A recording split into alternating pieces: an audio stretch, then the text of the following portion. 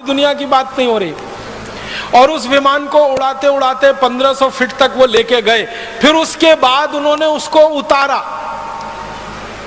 और बहुत सकुशल उतारकर उसको जमीन पे खड़ा कर दिया। माने वो विमान टूटा नहीं, उसमें आग लगी नहीं, उसके साथ कोई दुर्घटना हुई नहीं, उड़ा 1500 फीट तक गया, फिर नीचे कुशलता से उतरा और सारी भीड़ ने तलपदे जी को कंधों पर उठा लिया। महाराजा गायकवाड़ ने उनके लिए इनाम की घोषणा की, एक जागीर उनके लिए घोषणा कर दी कि ये पूरी जागीर इनको दूंगा। और गोविंद रानाडे जी जो थे वहां पर, उन्होंने घोषणाएं की, बड़े बड़े लोगों ने घोषणाएं की। तलपदे जी का ये कहना था कि मैं ऐसे कई विमान बना सकता हूं, मुझे पैसे की कुछ जरूरत है, आर्थिक रूप से मेरी अच्छी स्थिति नहीं है। तो लोगों ने इतना पैसा इकट्ठा करने की घोषणा की कि आगे तो उनको कोई जरूरत नहीं थी। लेकिन तभी उनके साथ एक धोखा हुआ। धोखा क्या हुआ? अंग्रेजों की एक कंपनी थी, उसका नाम था रैली ब्रदर्स करके। वो आई उनके पास, तलपदे जी के पास, और तलपदे जी को कहा कि ये जो विमान आपने बनाया है इसका ड्राइंग हमें दे दीजिए। तलपदे जी ने कहा कि उसका कारण बताइए।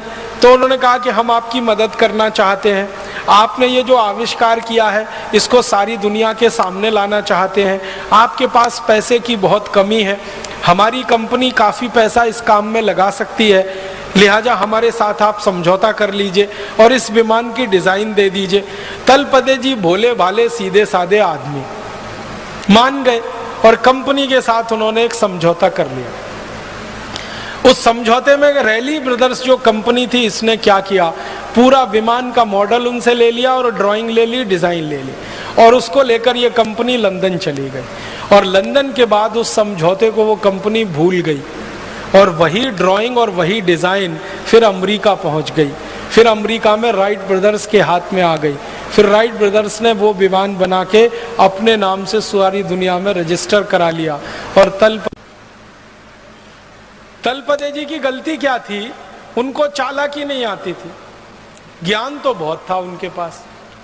ये भारत वाली सबसे बड़ी जो समस्या मुझे समझ में आई है 12-15 साल में, कि हमको सब ज्ञान आता है, सब तकनीकी आती है, सब आता है, चालाकी नहीं आती। एक वो गाना है ना, सब कुछ सीखा हमने ना सीखी होशियारी, ये भारतवासियों पे फिट है बिल्कुल। और ये अंग्रेजों को और अमरीकियों को कुछ नहीं आता, सिर्फ चालाकी आती है। उनके पास ना ज्ञान है, ना उनके पास कोई आधार है, उनको एक ही चीज आती है, चालाकी। और चालाकी में वो नंबर 1 है। किसी का दुनिया में कुछ भी नया मिले, उसकी चालाकी करके अपने पास ले लो और अपने नाम से उसको प्रकाशित कर दो। ये हुआ। शिवकर बापूजी तलपदे ने 1895 में बनाया हुआ विमान सारी दुनिया के सामने अब ये घोषित करता है कि विमान सबसे पहले अमरीकी ब्रदर्स राइट ब्रदर्स ने बनाया, 1903 में बनाया, 17 दिसंबर को दिखा।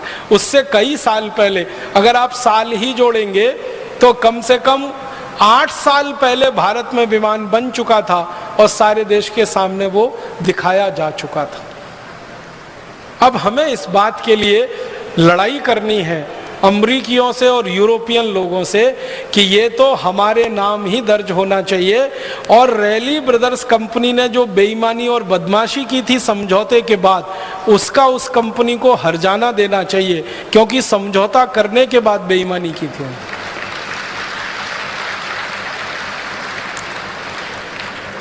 हम भारतवासी कुछ इसी तरह की चीजों में पीछे रह गए, वरना हम दुनिया में आज अगर थोड़ी चालाकी हमने सीखी होती, थोड़ी होशियारी हमको आ रही होती, तो ये विमान बनाने का श्रेय तलपदे जी के नाम ही रहता। ये रैली ब्रदर्स की चोरी और फिर राइट ब्रदर्स तक उसका पहुंचना ये नहीं हो पाता। और बाद में तलपदे जी मृत्यु हो गई और उनकी मृत्यु के बाद सारी कहानी खत्म हो गई। उनकी तो मृत्यु के बारे में भी शंका है, उनकी हत्या की गई और दर्ज कर दिया गया कि उनकी मृत्यु हो गई। और ऐसे व्यक्ति की हत्या करना बहुत स्वाभाविक है जिसके नाम दुनिया में इतना बड़ा आविष्कार होने की संभावना हो। बहुत स्वाभाविक है। तो अगर हम फिर से वो पुराने दस्तावेज ढूंढें, खोलें और फाइल को फिर से देखें तो पता चल जाएगा, और दूध का दूध पानी का पानी, सारा सच दुनिया के सामने आ जाए। हम चाहते हैं कि भारत स्वाभिमान इस काम को अपने हाथ में ले और तलपदे जी की हत्या की जांच हो फिर से, और उनके द्वारा किए गए आविष्कार को सारी दुनिया में मान्यता मिले कि राइट ब्रदर से 8 साल पहले किसी भारतवासी ने विमान बनाया और सारी दुनिया में उड़ाया उसको। और एक दो छोटी बातें बताता हूं हमने जो दुनिया को दी हैं। मैं थोड़ा खगोल शास्त्र के विषय में आपसे बात करना चाहता हूं। हम खगोल शास्त्र के बारे में कोई भी ज्ञान, जैसे सौर मंडल है, सूरज है, पृथ्वी है, सूर्य के बहुत सारे ग्रह हैं, ग्रहों के बहुत सारे उपग्रह हैं, इन सब के बारे में जो भी ज्ञान पाते हैं या हमने जो पढ़ा है बचपन से, तो दो ही नाम हम जानते हैं, एक तो कोपरनिकस और दूसरा गैलीलियो। पृथ्वी है, सूर्य है, पृथ्वी और सूर्य के बीच में कोई दूरी है, पृथ्वी और सूर्य के बीच में कोई आकर्षण है, पृथ्वी और सूर्य के अलावा दूसरे ग्रहों के आपस के कोई आकर्षण है, ये सारा ज्ञान हम दो ही लोगों के नाम से पढ़ते हैं। आपको याद होगा, एक तो कोपरनिकस, दूसरा गैलीलियो।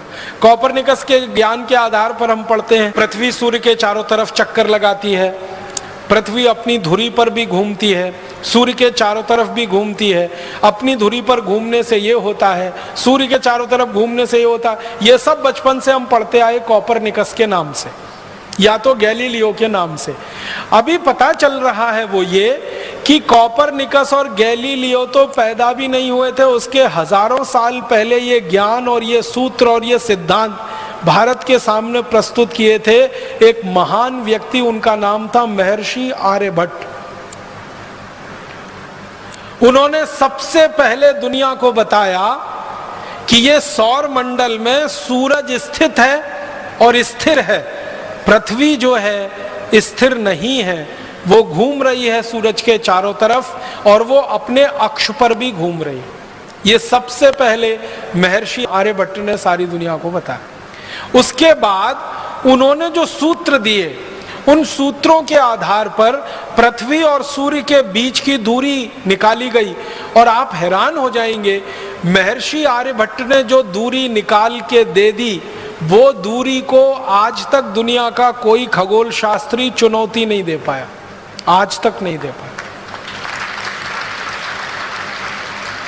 जितनी दूरी उन्होंने बता दी, उतनी ही दूरी आज के वैज्ञानिक बताते हैं पृथ्वी और सूर्य के बीच की।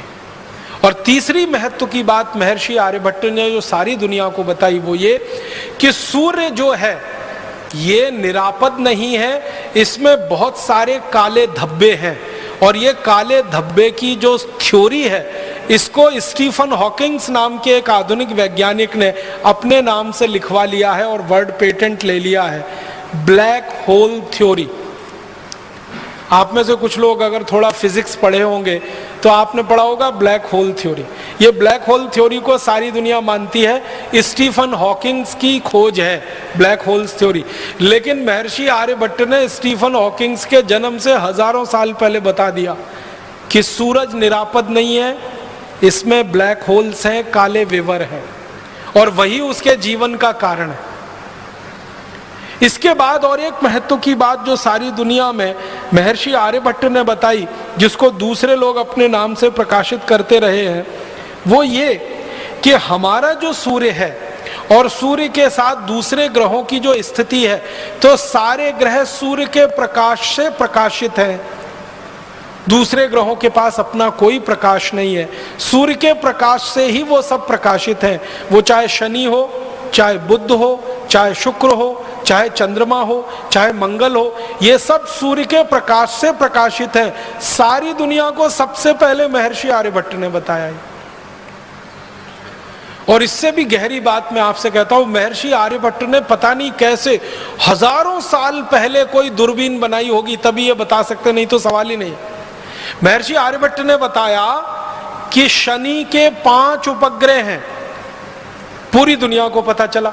उसके बाद थोड़े दिन में उन्होंने अपनी कही हुई बात को संशोधित किया और कहा कि नहीं, शनि के 7 उपग्रह हैं। 5 नहीं है, 7 है, और गिनकर बताए उन्होंने। और आपको मैं बताना चाहता हूं ये गर्व की बात कि महर्षि आर्यभट्ट ने हजारों साल पहले जो कह दिया कि शनि के 7 उपग्रह हैं, आज के वैज्ञानिक 8वां उपग्रह नहीं खोज पाए अभी तक शनि का, वो 7 पे ही अटके हुए, और शायद खोज भी नहीं पाएंगे क्योंकि 8वां उपग्रह है ही नहीं। होता तो वो खुद ही बता के चले गए। अब मैं आपके ध्यान को आकर्षित करना चाहता हूं कि शनि के 7 उपग्रह को खोज लेना कैसे संभव है।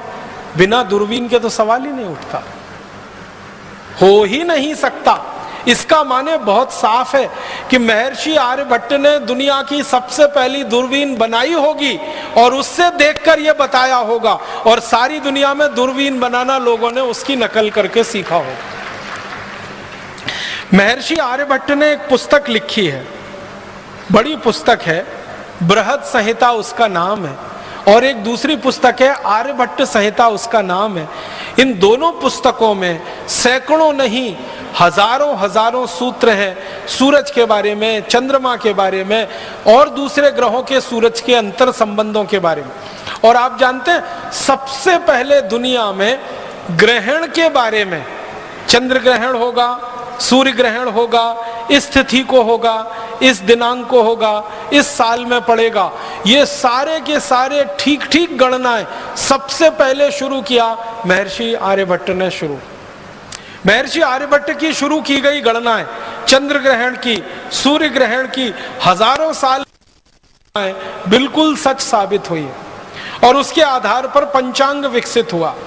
और आपको एक और गहरी बात बताना चाहता हूं महर्षि आर्यभट्ट के बारे में, कि उन्होंने सूरज का, पृथ्वी का, दूसरे ग्रहों का जब अध्ययन किया बारीकी से, गहराई से, और उन्होंने देखा कि पृथ्वी अपनी धुरी पे भी घूम रही है और सूर्य के चारों तरफ भी घूम रही है, तो पृथ्वी की अपनी धुरी पर घूमने से दिन है, और दिन रात हो रहे हैं, तो दिन कितने घंटे का हो रहा है, रात कितने घंटे की हो रही है, और बारीकी से करते करते उन्होंने 7 दिन निर्धारित कर दिए।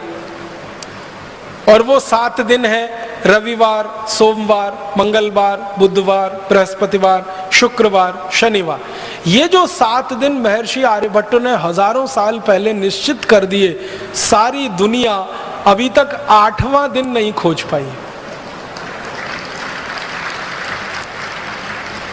जो 7 उन्होंने हजारों साल पहले कह दिए, वही 7 दिन पूरी दुनिया इस्तेमाल कर रही है।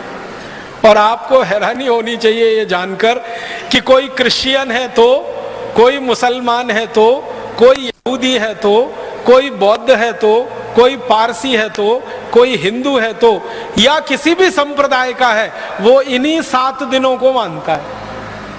रविवार, सोमवार, मंगलवार, बुधवार, बृहस्पतिवार, शुक्रवार, शनिवार। बस अंतर इतना है कि उसको अपनी अपनी भाषा में उन्होंने भाषांतर कर लिया है। अंग्रेजों ने रविवार का संडे कर दिया, सोमवार का मंडे कर दिया, मंगलवार का ट्यूसडे कर दिया, बुधवार का वेडनेसडे कर दिया, गुरुवार का थर्सडे कर दिया, शुक्रवार का फ्राइडे कर दिया, शनिवार का सैटरडे। बस इतना ही किया है, भाषांतर ही किया है, बाकी कोई मूल बदलाव अंग्रेज नहीं कर पाए। और अंग्रेजों के आगे पीछे की सभ्यताओं ने भी उसको वैसे का वैसा ही स्वीकार किया। यूनान की पूरी सभ्यता ने यही स्वीकार किया, रवि, सोम, मंगल, बुध।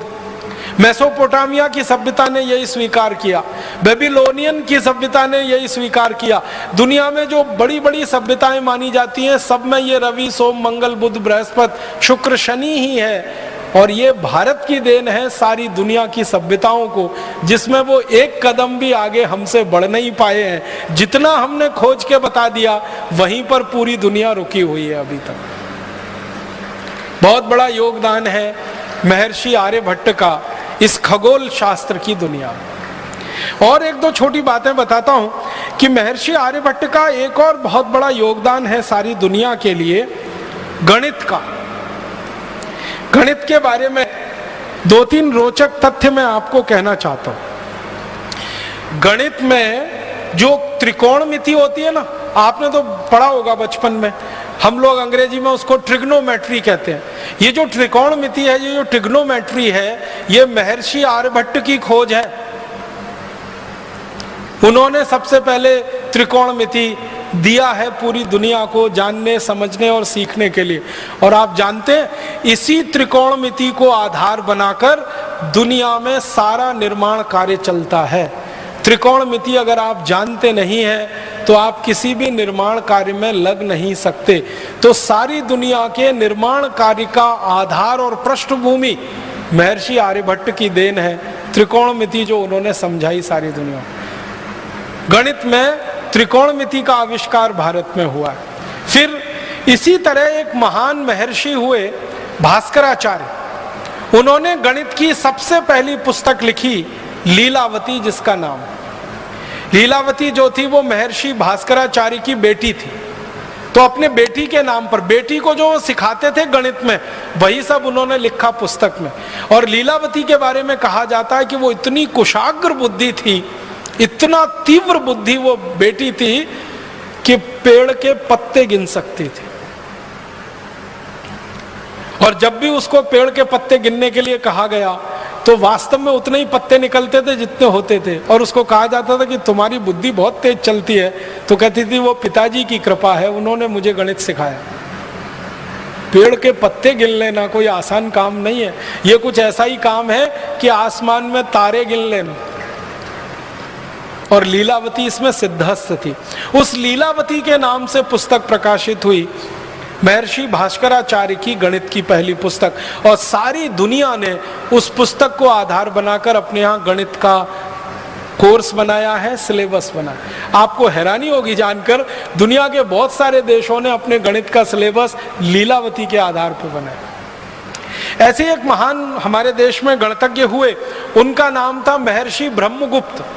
इन्होंने सारी दुनिया को सबसे पहले सिखाया जोड़ना, घटाना, गुणा करना और भाग करना। ये अंक गणित का जो 4 हिस्सा है, जोड़, घटाना, भाग और गुणा, ये सबसे पहले महर्षि ब्रह्मगुप्त ने पूरी दुनिया को सिखाया। और इसके लिए उन्होंने शास्त्र निर्माण किया। और महर्षि ब्रह्मगुप्त के ही नाम ये खोज है कि वर्ग करना और वर्गमूल करना, घन करना, घनमूल करना, ये भी उन्होंने सबसे पहले सूत्र दिया दुनिया को सीखने के लिए। और जो बीज गणित हम पढ़ते हैं, जिसको हम आजकल अलजेब्रा कहने लगे हैं, ये अलजेब्रा पूरा का पूरा महर्षि ब्रह्मगुप्त की देन है। हमारा आज का अलजेब्रा और उसका सिलेबस महर्षि ब्रह्मगुप्त के लिखे हुए पुस्तकों पर आधारित है सारा का सारा।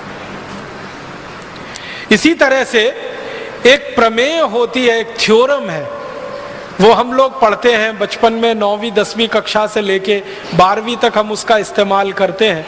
वो थ्योरम को पाइथागोरस थ्योरम कहते हैं। पाइथागोरस का जन्म हुआ ईसा से 8 शताब्दी पहले। और ईसा के 15वीं शताब्दी पहले के भारत के गुरुकुलों के रिकॉर्ड्स बताते हैं कि पाइथागोरस हमारे यहाँ था। हम उसको बोधायन प्रमेय के रूप में पढ़ते थे। बोधायन एक महर्षि हुए, उनके नाम से वो प्रमेय पढ़ाई जाती थी भारत में ईसा के जन्म के 15 शताब्दी पहले। माने आज से लगभग 3500 साल पहले वो प्रमेय भारत में पढ़ाई जाती थी बोधायन प्रमेय के नाम से। और वो प्रमेय क्या है? कर्ण का वर्ग बराबर लंब का वर्ग धन आधार का वर्ग, हिंदी में कहते हैं ना। हाइपोटेन्यूज का स्क्वायर परपेंडिकुलर और बेस के स्क्वायर के एडिशन के बराबर। तो कर्ण का वर्ग बराबर लंब का वर्ग धन आधार का वर्ग, ये जो हम पढ़ते हैं, ये सबसे पहले बोधायन महर्षि की देन है, जिसके आधार पर सारी दुनिया ने सीखा। पाइथागोरस ने बेईमानी करके और चालाकी करके इसको अपने नाम से प्रकाशित करवा लिया, और वो आज तक सारी दुनिया इसी भ्रम में जी रही। इसी तरह से मैथमेटिक्स में, मॉडर्न मैथमेटिक्स में एक थ्योरम इस्तेमाल होती है, बाइनोमियल थ्योरम। अगर थोड़ा गणित आपने उच्च स्तर का पढ़ा होगा तो आपको तुरंत ये नाम ध्यान में आएगा। बाइनोमियल थ्योरम जो द्विपद प्रमेय है, वो सारी दुनिया को सबसे पहले भारत ने दिए।